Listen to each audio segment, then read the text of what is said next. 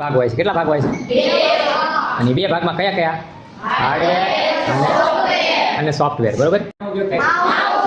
વિદ્યાર્થીનો mouse પણ ખૂબ જ અગત્યનું સાધન કહેવાય. અત્યારે આપણે ખૂબ જ અગત્યના બાબતો વિશે વાત કરીએ. પહેલું લીધું આપણે મોનિટર, પછી આપણે CPU, પછી લીધું કીબોર્ડ, પછી લીધું આપણે હજી ઘણું બધું આવે જેમ કે સાઉન્ડ બાર એટલે કે સ્પીકર આવે, એને પણ આઉટપુટ કહેવાય. આઉટપુટ ઇનપુટ વિશે પછી વાત કરીશું. આપણે શેના વિશે વાત કરી રહ્યા છીએ? હાર્ડવેર અને સોફ્ટવેર એટલે શું કે જેને આપણે ટચ નથી. હવે બધું કામ જાંબુથી થાય નહીં એટલા માટે આપણે શેનો ઉપયોગ કરીએ છીએ?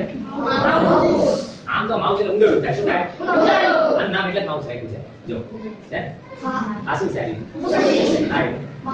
એટલે આ શરીર એમ અને આ બરોબર. આ માઉસ નો ઉપયોગ છે ને ખૂબ જ અગત્યનો છે. કારણ કે જ્યારે તમારે સ્ક્રીન એટલે પ્રોસેસિંગ યુનિટ આ CPU એટલે બીજું કાંઈ નહીં. આ ડબ્બા વિશે જેને આપણે વાત કરી રહ્યા છીએ, આ ડબ્બો એટલે CPU. આની અંદરથી બધું કામ થાય. આને મગજ કહેવાય. શું કહેવાય? મગજ. આપણા શરીરમાં જે રીતે મગજ આખા શરીરનું સંચાલન કરે છે એ રીતે આખા PC ને હકાવવાનું કામ આ CPU કરે છે. કોણ કરે છે? CPU. બરાબર. CPU પછી અગત્યનો જો કોઈ પાર્ટ આવતો હોય તો એ છે કીબોર્ડ.